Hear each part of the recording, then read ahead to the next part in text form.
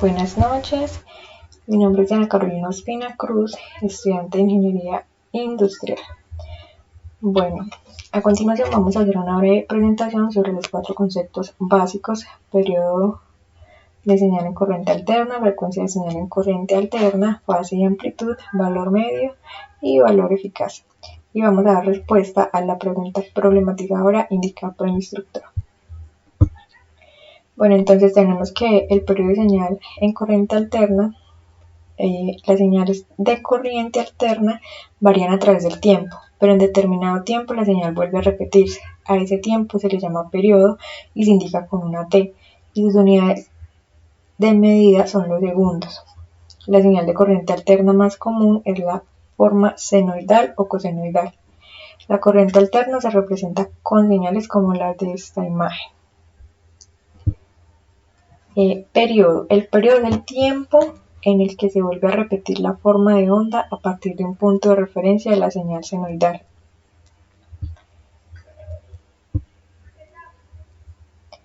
Como consecuencia del periodo, la señal de corriente alterna tiene una frecuencia que se puede calcular como el inverso del periodo e indica la rapidez con la que la señal vuelve a repetirse. La unidad de medida del periodo son los segundos. La unidad de medida de la frecuencia son hertz. Con los hertz se miden los ciclos por segundo. Continuamos con la frecuencia de señal alterna. La frecuencia de señal alterna es el número de ciclos por segundo de una onda sinusoidal de corriente alterna. Dicho de otra forma, la frecuencia es la velocidad a la que la corriente cambia de sentido por segundo. Se mide en hercios. Una unidad internacional de medida de un hercio es igual a un ciclo por segundo. En su forma más básica, la frecuencia es cuántas veces se repite algo. En el caso de corriente eléctrica, la frecuencia es el número de veces que una onda sinusoidal se repite o completa un ciclo de positivo a negativo. Continuamos con la fase y la amplitud. La fase es el tiempo o ángulo que lleva una señal de adelanto o atraso con respecto a otra de referencia. La amplitud se refiere al tamaño de la señal, por ejemplo, 110 voltios o 220 voltios. La señal de 220 voltios es el doble de alta a la de 110. Continuamos con el valor medio y la eficaz o RMS. Bueno, tenemos que el valor medio de una corriente alterna se define como el valor equivalente al de una intensidad continua que transporta la misma carga que la intensidad variable en igual tiempo. Es por tanto la media aritmética de los valores instantáneos de la corriente. Esta media aritmética durante un periodo de una corriente alterna es lógicamente cero, puesto que la media de la alternancia positiva se anula con la media de la alternancia negativa, por lo que se considera solamente media alterancia al definir este valor medio. Bueno, aquí tenemos la fórmula.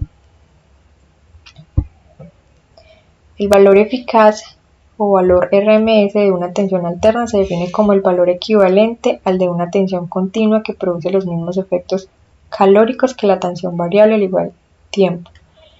Como el calor producido por una corriente es proporcional al cuadrado de la corriente, el valor eficaz se obtiene elevando al cuadrado los valores instantáneos, dividiendo por 2 la suma de esos valores y hallando la raíz cuadrada o raíz media cuadrática. Bueno, aquí lo podemos observar en la imagen.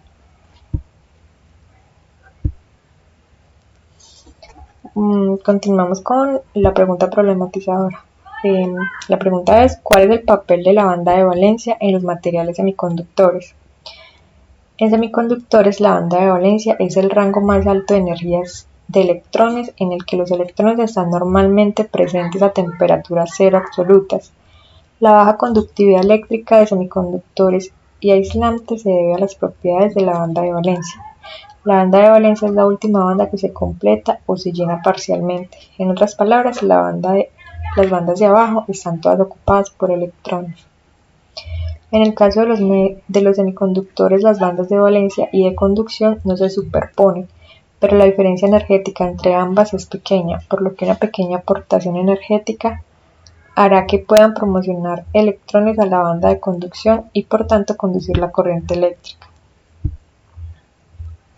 El papel de la banda de valencia en semiconductores es el que hace que estos funcionen como aislantes. Al superar el nivel de energía de esta, los electrones pasan de la banda de conducción y el material se vuelve conductor.